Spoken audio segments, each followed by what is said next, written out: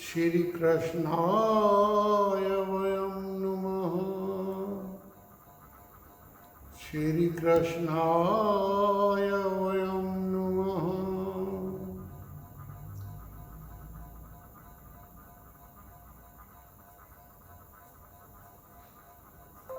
सर्वासाध्वान्तनिर्मुक्तम् सर्वाशाभास्करं परं चिदाकाशावतंसं तं सद्गुरुं प्रणमाम्यहम्।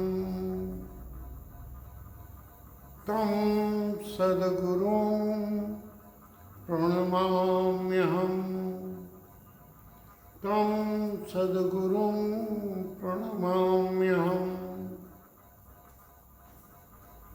प्रियात्मन,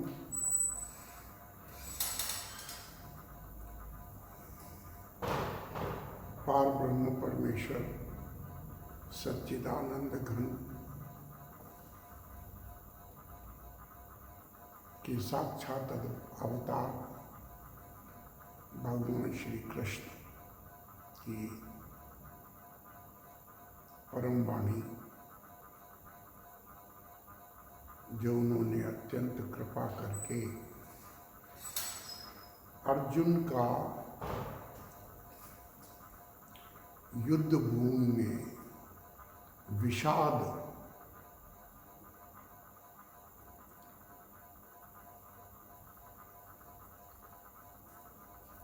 मानसिक क्लेश, शोक, मोह दूर करने का जो प्रयास क्या उसको जो उपदेश दिए, वही उपदेश हम सब के लिए हैं और उनको हम समझने की चेष्टा कर रहे हैं। कुछ मित्रों से मैसेजेस मिले, हाँ, कुछ लोगों को समझ आ रहा है, कुछ लोगों को अभी समझने में थोड़ी कठिनाई है। उसके कारण है, पहली बात तो ये है कि ये ही बहुत दुर्लभ है कि हमको मनुष्य जन्म मिले। मनुष्य जन्म मिलना ही बहुत बड़ा सौभाग्य है। उसके बाद हम इन लौकिक सुखों से, सांसारिक वासनाओं से, काम, क्रोध, लोभ, मोह, ईर्ष्या, द्वेष, मत्सर इत्यादि इन सब अवगुणों से हम ऊपर उठकर यह संसार, जिसे सभी महापुरुषों ने दुख रूप कहा है, इस संसार में सुख मृग तृष्णा के जल के समान है। मृग तृष्णा का जल हम सभी जानते हैं कि जब रेगिस्तान में हिरण प्यासा होता है तो उसे दूर अटखेलतियाँ करती हुई सूर्य की किरणें वाइब्रेशंस के कारण पानी की लहर के समान दिखाई देती हैं। वहाँ पानी नहीं है,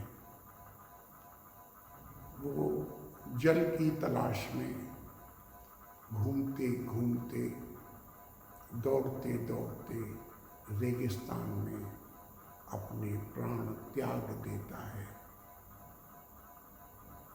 समुद्र के किनारे जो लोग कभी प्रातः भ्रमण पर गए होंगे तो देखेंगे, उन्होंने देखा होगा कि समुद्र के किनारे बहुत सारी चांदी जैसी चीज़ें पड़ी हैं। अर्थात समुद्र के किनारे प्रातःकाल सूर्य की किरणें सीपियों के ऊपर, जो रात में समुद्र फेंकता है रेत के ऊपर, अपने तट के ऊपर, सवेरे सवेरे वो किरणें पड़ती हैं और वो सीपी में चांदी दिखाई देती है। ध्यान दीजिएगा, दिखाई देती है और झूठ नहीं दिखाई देती। देखने वाले को वो सच लगती है। जैसे हिरण को मरुस्थल में पानी का जो प्रतीति, जो पानी जो दिखाई दे रहा है, जो भी पानी दिखाई दे रहा है, उसको वो सत्य लगता है, उसे झूठ नहीं लगता।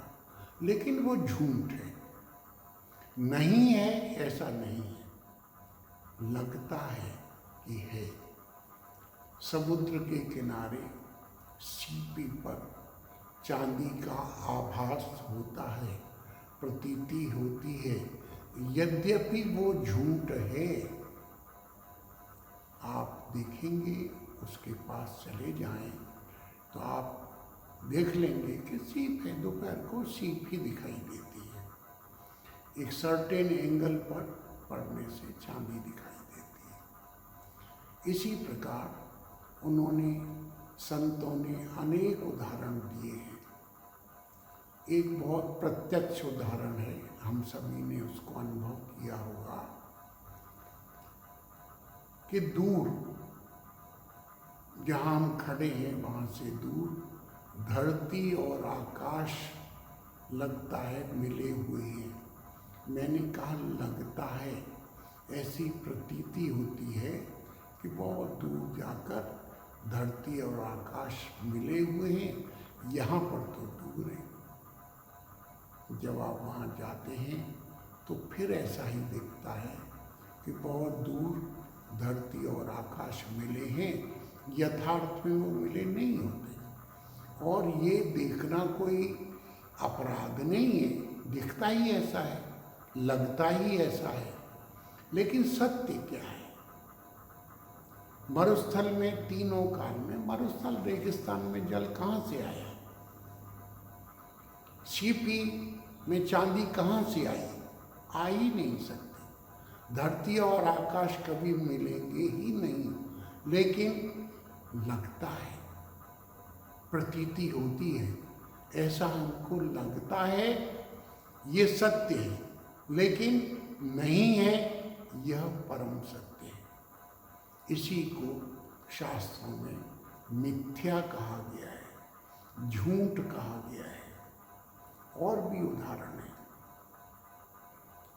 जो लोग दोपहर को कभी कार से यात्रा करते हैं और जिन दिनों खूब गर्मी होती है तो वातावरण में किरणें खेलती हैं, दूर दिखाई देता है सड़क पर, सड़क गीली है, दिखाई देता है सड़क गीली है, लगता है वहाँ बारिश हुई होगी। जब आप जाते हैं तो वहाँ तो नहीं मिलता, फिर आगे लगता है। ये उदाहरण आपको क्यों दिए जा रहे हैं? ये इसलिए दिए जा रहे हैं कि इनमें से कुछ का आपने अनुभव किया होगा।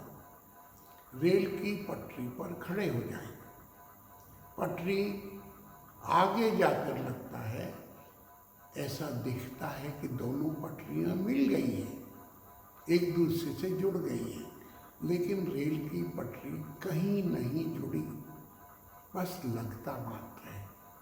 ऐसे ही जिन्होंने जाना है, जिन्होंने इस संसार को देखा है, वो बोलते हैं कि संसार में सुख लगता मात्र है, लगता मात्र है, प्रतीति मात्र है।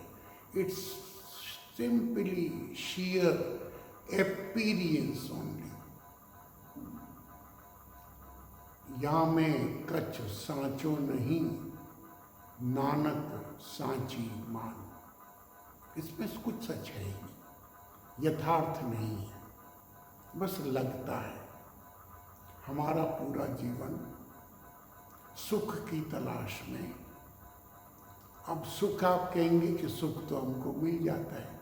हाँ, सुख बहुत चीज़ों से मिल जाता है, लेकिन वो यथार्थ सुख नहीं है, टिकने वाला सुख नहीं है।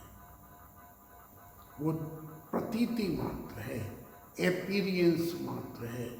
जैसे तत्ते तवे पर पानी की बूंदें आप डालें तो बस वो छन छन करके भाप में बदल जाती है। ऐसे ही यह संसार की उत्पत्ति, स्थिति और लय है।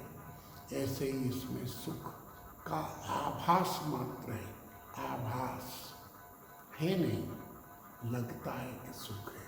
और अब नहीं है, ये कार्य करेंगे तो इससे मिल जाएगा। तो मैंने आपको एक शब्द समझाया, एपीरियंस, लगता, प्रतीति। और जो आपको लग रहा है, अभी सत्य लग रहा है, वह भगवान आगे आपको समझाएंगे, हम सबको समझाएंगे कि बस प्रतीत मात्र हो रहा है, लग ही रहा है, इसमें कुछ सत्य नहीं है। सत्य वही है जो सदैव टिके, जो टिकता है वह सत्य है। तो संसार में सुख टिकता नहीं है। और एक बड़ा मजेदार मामला है कि आप में दुख किंचित मात्र भी नहीं है।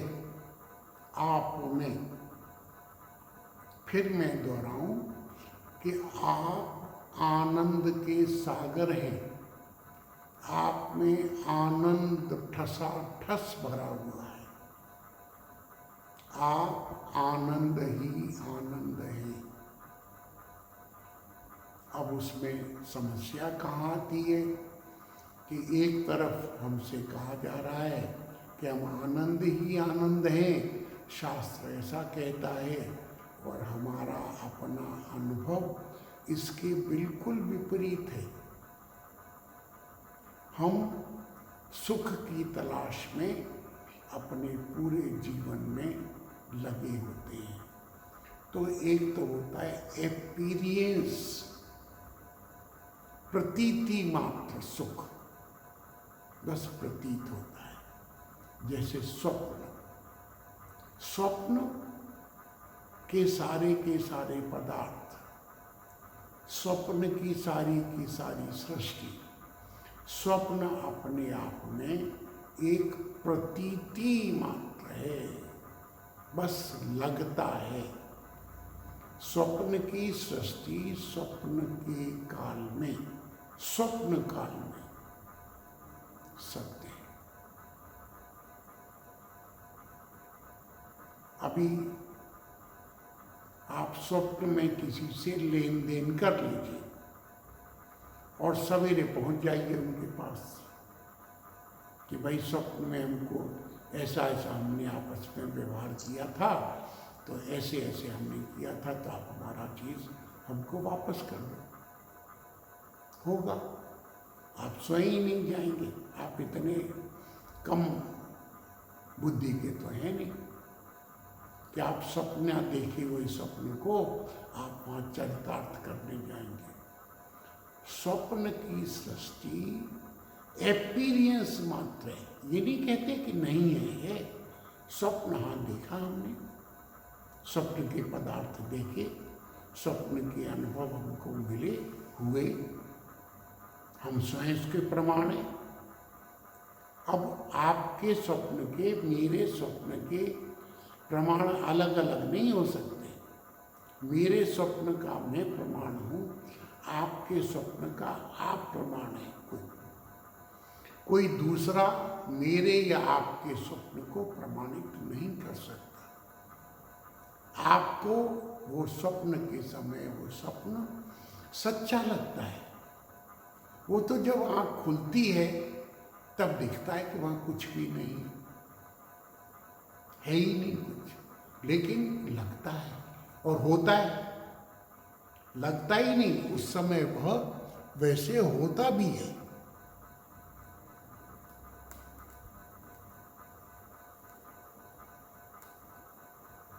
तो लगना और होना ये सिर्फ टाइमली है,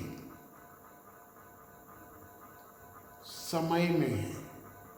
शाश्वत माने सदैव नहीं है। एक स्वप्न के दृष्टांत से एक कथा याद आई। कथा है अष्टावक्र जी महाराज की। अपने समय के वो परम ज्ञानी हुए हैं, बहुत ब्रह्म ज्ञानी महापुरुष हुए हैं। और उनकी एक ग्रंथ है, एक गीता है उनकी भी, अष्टावक्र गीता। वो सनातन धर्म के उच्चतम ग्रंथों में से एक है। बहुत कम लोग उसके बारे में जानते हैं। वो इन सब से ऊपर वो ग्रंथ है। उसके रचयिता अष्टावक्र जी महाराज हैं। तो अष्टावक्र जी जैसा उनका नाम है, 8 जगह से टेढ़े थे। अभी मेरा अर्थ कभी किसी विस्तार से मैं कथा सुना दूंगा। अभी जितना प्रासंगिक है, हमारे लिए उपयोगी है, वो मैं आपके समक्ष रखता हूँ। अष्टावक्र जी ब्रह्मज्ञानी थे।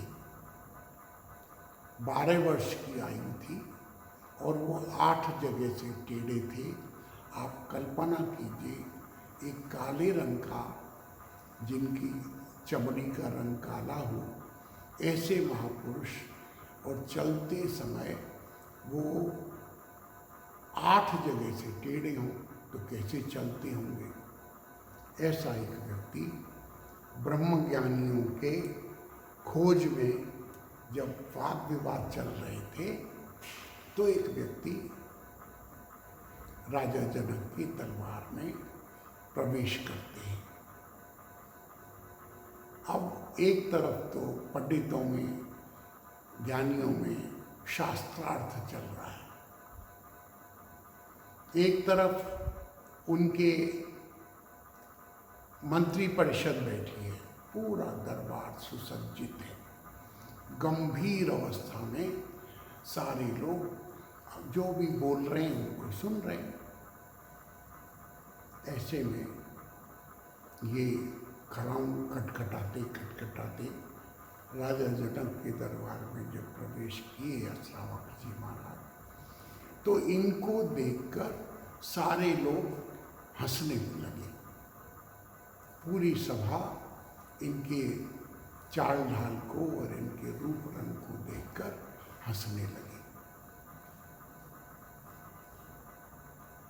जब अट्टहास लगने लगे तो धीर गंभीर स्वर में, आकाशवत स्वर में अष्टावक्र जी बोले, रे जनक, इन चर्मकारों की सभा में तू ब्रह्म की चर्चा सुनना चाहता है? सारे खिलखिलाहट, सारे अट्टहास शांत हो गए। एकदम पूरी सभा में सन्नाटा छा गया और धीरे धीरे करके टेढ़े मेढ़े अपने कुरूप शरीर से अष्टावक्र जी महाराज राजा जनक के आसन के पास पहुंचे। तो राजा जनक ने बोला, महाराज, हम लोग कुछ मेरे प्रश्न हैं, उनके उत्तर क्या संभावना की तलाश के लिए ये सारी सभा जुड़ी हुई है और मेरे उत्तर को कोई अभी मुझे संतुष्ट नहीं कर पाया, मुझे ठीक उत्तर नहीं मिला। तो क्या आप मेरा उत्तर, मेरी समस्या का हल कर सकते हैं?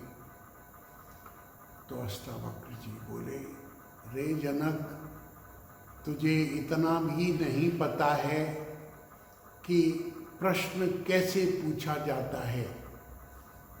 तू सिंहासन पर बैठा है और मैं तुझसे नीचे खड़ा हूं, तो प्रश्न करता अगर योग्य आसन और शरणागति और यथा योग्य भाव न दिखाए तो प्रश्न पूछने का अधिकारी नहीं है।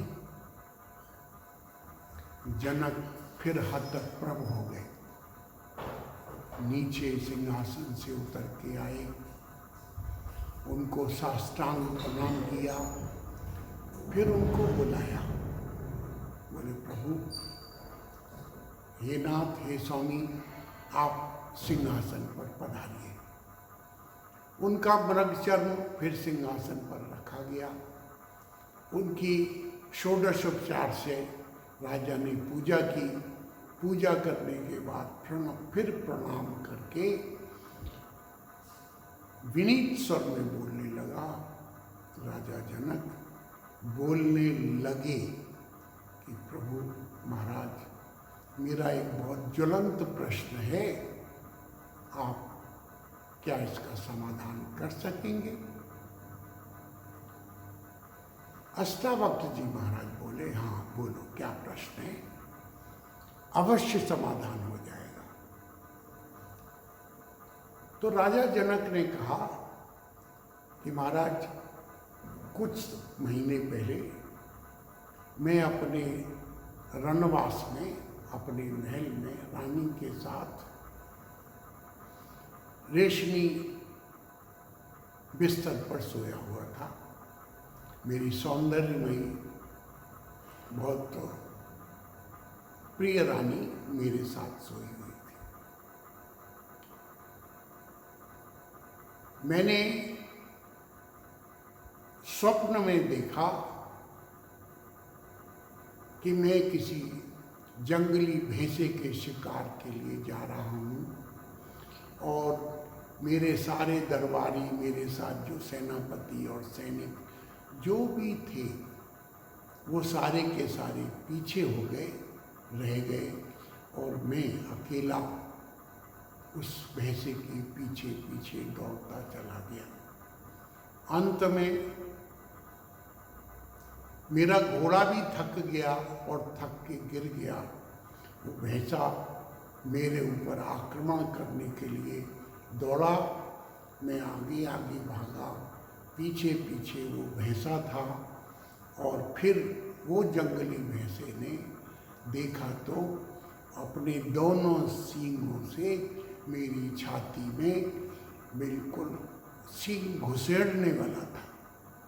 भय के मारे मेरा शरीर कांप रहा था और मेरी कांपते कांपते आँख खुली तो मैंने पाया कि मेरी पत्नी की बाहें, मांसल बाहें मेरी छाती पर पड़ी हैं।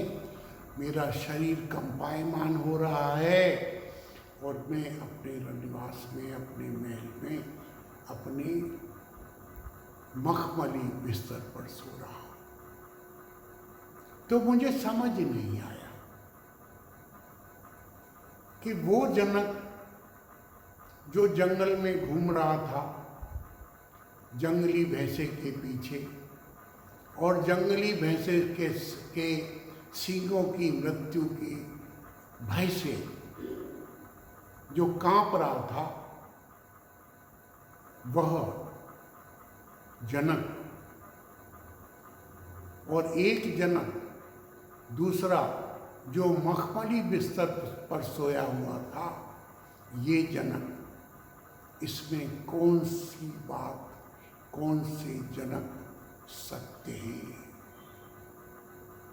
तो इसके लिए ऊपर चर्चा चल रहा है कि वो जो भय से आक्रांत जनक था, मृत्यु के डर से कांप रहा था, वो सत्य था, या ये जनक जो अपने रनवास में अपनी पत्नी के साथ सोया हुआ था, वो सत्य है? तो अष्टावक्र जी महाराज बोले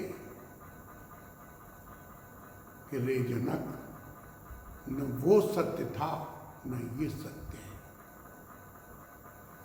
अब आप कहेंगे तो फिर सत्य क्या है? इसके ऊपर बहुत विशद चर्चा हुई है। वही चर्चा घुमा फिरा कर यहाँ चल रही है। पात्र बदल गए हैं, परिस्थितियाँ बदल गई हैं, प्रश्न करने का ढंग बदल गया है, उत्तर देने का ढंग बदल गया है। अष्टावक्र जी महाराज कहते हैं कि देखो, जो तुमने स्वप्न देखा था वो मिथ्या था। देखा सही है, इससे किसी को इनकार नहीं है, लेकिन वो सत्य नहीं था। और वो स्वप्नावस्था भी मिथ्या थी, और अब तुम जो जागकर जिस जगत में हो, ये जगत भी मिथ्या है। जैसा तुम देख रहे हो, जान रहे हो, जैसा तुमको प्रतीत हो रहा है, ये वैसा नहीं है।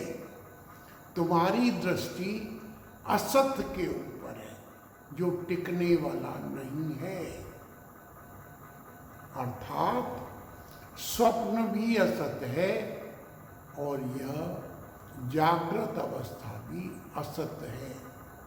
संतों ने कहा है, जिन्होंने जाना है, ज्ञानियों ने कहा है, परम ज्ञानियों ने भगवान कृष्ण की वाणी को ही साधारण भाषा में, हम लोगों की भाषा में कहा है, जगत है जागृत का सपना, देख तू निज स्वरूप अपना, जरा तू जाग जरा प्यारे, अरे तू जाग जरा प्यारे। जैसे उनका कहना है कि जैसे स्वप्न से हम जग जाते हैं, तो सपना हमको सपना लगने लगता है, अर्थात झूठ लगने लगता है। बोलते अरे यार सपना देखा था, वो तो सपना था। कुछ लोग स्वप्न के भी अर्थ लगाते हैं। खैर, मेरा उनसे न कोई विरोध है, न कोई सहमति है। स्वप्न स्वप्न है, स्वप्न काल में सत्य होता है, लेकिन आंखें खुलने के बाद, अर्थात जागृत अवस्था में, उसका कोई अस्तित्व, उसकी कोई एग्जिस्टेंस नहीं होती, लेश मात्र भी नहीं होती। बिल्कुल 0.1% भी नहीं होती। तो वो कहते हैं, जिन्होंने जाना है, वो ये कहते हैं कि वह स्वप्न ही तुम्हारा, वो स्वप्न ही स्वप्न नहीं था। ये संसार भी तुम्हारी जागृत अवस्था का सपना है, ये भी नहीं रहेगा। जिस दिन आँख खुलेगी, उस दिन ये जागृत, ये जो खुली आँख से, अपनी पांचों ज्ञानेंद्रियों से जो आप स्वप्न की प्रतीति हो रही है, थोड़ा शब्द ध्यान से सुनिएगा। दिस वर्ल्ड, ये जगत एक प्रतीति मात्र है। The whole world is an experience. कब तक ये सत्य लगेगी? जब तक हमारी सत्य में आँख नहीं खुल जाएगी। हमारी प्रतिष्ठा जब सच्चिदानंद पार ब्रह्म परमेश्वर में हो जाएगी, सत्य में हो जाएगी, तो फिर ये जगत का झूठ भी हमको प्रकट हो जाएगा। स्वप्न ही स्वप्न नहीं है, यह जागृत जगत भी स्वप्न है। पहले रात को हम आँख बंद करके सपना देख रहे थे, ये अब हम आँख खोलकर सपना देख रहे हैं, है ये भी सपना ही। इसी बात को भगवान श्री कृष्ण कह रहे हैं समझाने के लिए कि तुमने सब घाल मेल कर दिया है, सब मिला जुला कर दिया है। सत असत तुमको पता ही नहीं है। तुमने सत्य को भी असत मान लिया है और असत को सत्य मान लिया है। परमात्मा है ही नहीं, भगवान है ही नहीं, जो है उसको असत और जो है उसको सत्य जानना है। जो है वह सत्य है। सत्य माने अधिष्ठान, सत्य माने उसी से सारी सृष्टि उत्पन्न होती है, उसी में है और उसी में लय हो जाएगी। तो भगवान इसको समझाने के लिए कहते हैं कि विवेक करो। विवेक क्या करो? विवेक कहते हैं सत्य और असत का अलग अलग कर दो, दोनों को जानो कि ये सत्य है, ये असत है। नीरछील विवेक, कल भी आपसे कहा था। विवेक कहते हैं कि दोनों को सेपरेट कर दो। ये जो मिले मिले से हैं इनको सेपरेट करो, डिस्क्रिमिनेट करो। सत्य और असत का ठीक से निर्णय कर लो। सत्य क्या है? जो सदैव रहता है वह सत्य है। स्वप्न सदैव तो नहीं रहता, आँख खुलते गायब हो जाता है। और जो रहता है, अब हमको ऐसा लग रहा है कि जगत रहता है, आंखें खोलते हैं वही घर वही लोग, लेकिन ये भी नहीं रहते। सिर्फ समय की, परिस्थिति की, देश काल और वस्तुगत ये अस्तित्व है इसका, है ही नहीं। लेकिन अभी हमारा अनुभव ऐसा नहीं है। हमारा अनुभव असत्य से, मिथ्या से आच्छादित है, कवर्ड है। हम जो कुछ देखते हैं हमारी दृष्टि में अभी सत्य का अभाव है। भगवान उसी बात को पहले क्लियर करते हैं। ये समझ आ जाएगा तो फिर भगवान के वचन आपके सामने खुल जाएंगे। फिर आपकी बुद्धि सत्य के ग्रहण करने के योग्य हो जाएगी। तो वो क्या कहते हैं? वो ये कह रहे हैं कि तुम जो बुद्धि लिए घूम रहे हो, वो बुद्धि जो भी कह रही है वो गलत है। वो ऐसी ऐसी फालतू चीज़ों के लिए चिंतन, दुख, शोक इत्यादि करती है जिसका कोई मतलब ही नहीं है, और फिर अपने आप को बहुत बुद्धिमान भी मानती है। इनमें कछु सांचो नहीं, नानक सांची मान। इस जगत में कुछ सत्य नहीं है। गुरु नानक देव जी महाराज गुरु ग्रंथ साहब में कहते हैं ये बात तो सच मान। जो हमको परम सत्य लगता है, साक्षात सत्य ही सत्य लगता है, बोलते नहीं ये तो सपना है, इसमें कुछ सच्चा नहीं है। तो सच्चा कौन है? कोई न कोई तो सच है। हाँ, 100 झूठ बोलिए लेकिन उसका अधिष्ठान एक सत्य होगा, एक सच होगा। सच के आधार पर ही अनेक झूठ बोले जा सकते हैं। अब उसमें से फिर छांटना पड़ता है कि 99 या 100 झूठों में से एक सत्य क्या है। भगवान उसी की ओर इशारा कर रहे हैं। मैं भी बार बार आपकी बुद्धि को इस ओर लाना चाहता हूँ। वो कहते हैं कि तुम अपनी बुद्धि को बहुत श्रेष्ठ मानते हो और अपने आप को बहुत समझदार मानते हो, पंडित मानते हो। लेकिन जो भी पंडित हैं वो युद्ध में खड़े हैं। अर्जुन युद्ध क्षेत्र में सेनाओं के बीच में 18 अक्षौणी सेना है। 11 पांडवों की है, 11 कौरवों की है, 7 पांडवों की है। उसके बीच में खड़ा होकर अर्जुन को भ्रम हो रहा है, उसको शोक हो रहा है, उससे वो कांप रहा है, दुखी है, बदन गिरा गिरा हो रहा है, धनुष हाथ से गिर रहा है।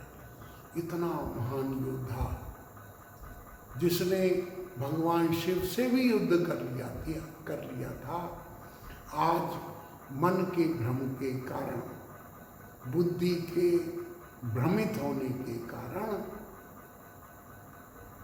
कहाँ खड़ा है? युद्ध भूमि में खड़ा होकर कायर जैसी बात कर रहा है।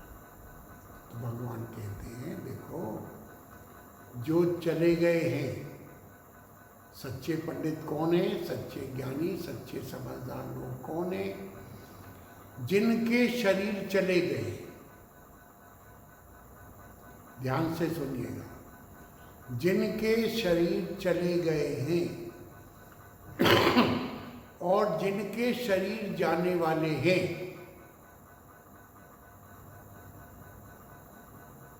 बुद्धिमान लोग, धैर्यवान लोग, जानकार लोग उनके लिए शोक नहीं करते। क्यों नहीं करते? आगे भगवान वही बात को फिर कहेंगे, पुनः पुनः पुनः पुनः अनेक तर्क देकर वो इस बात को कह रहे हैं। वो कह रहे हैं कि देखो अर्जुन, न तो कभी तुम्हारा नाश हो सकता है।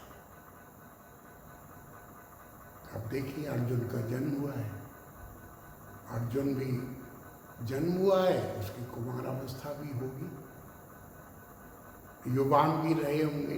देही की 3 अवस्थाएं हैं ना, भगवान कह रहे हैं कौमारम यौवनम जरा, तो 3 अवस्थाएं तो अर्जुन की भी हैं।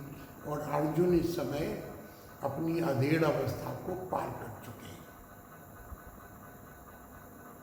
तो भगवान बोलते हैं कि देख अर्जुन, न तो तेरा कभी नाश हुआ है, ना हो सकता है, और न इन राजाओं का, इनका कभी नाश नहीं हो सकता, और फिर न कभी भविष्य में होगा, ऐसा भी नहीं है। ये राजा लोग, तू, मैं और ये राजा लोग पहले भी थे। पहले माने इस शरीर में आने से पहले भी थे। फिर ध्यान से सुनिए, इस शरीर में जो राजा हैं, इस शरीर में आने से पहले भी थे। तू भी था, इस अर्जुन का शरीर धारण करने से पहले भी तू था, और मैं भी था।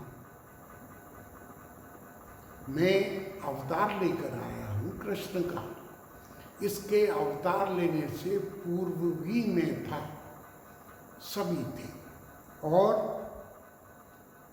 ऐसा कोई समय नहीं होगा जब मैं, तू, ये राजा लोग नहीं होंगे। अब इसका हमसे क्या मतलब है? भगवान क्यों कह रहे हैं? भगवान कह रहे हैं आप अपना अपना नाम लीजिए, ठीक है। वो कह रहे हैं कि हे अर्जुन, अर्जुन माने आपका नाम, ये राजा लोग अर्थात आपका घर परिवार समाज, जो भी आपके नियर एंड डियर जितने भी हैं, ठीक है, आप और आपका ये सभी परिवार समाज, ऐसा कोई समय नहीं था जब नहीं थे, और आइंदा भी ऐसा नहीं होगा कि तू नहीं होगा। क्या अर्थ है? कोई न कोई भगवान की वाणी में रहस्य है, उस रहस्य को समझना है। हम तो जानते हैं, पैदा हुए हैं, कुछ दिन रहेंगे, दुख सुख उठाएंगे, मेरे घर परिवार के लोग हैं, ये भी धीरे धीरे अवस्था को प्राप्त हो रहे हैं। तो ये कैसे कहा कि हम नहीं, तुम हमेशा थे? अरे हमारा तो जन्म हुआ है, हम तो इतने दिन हमारी आयु है, date of birth, I know my date of birth, I know how old I am और हाउ वट एवर। इससे पहले तो मैं नहीं था। हाँ,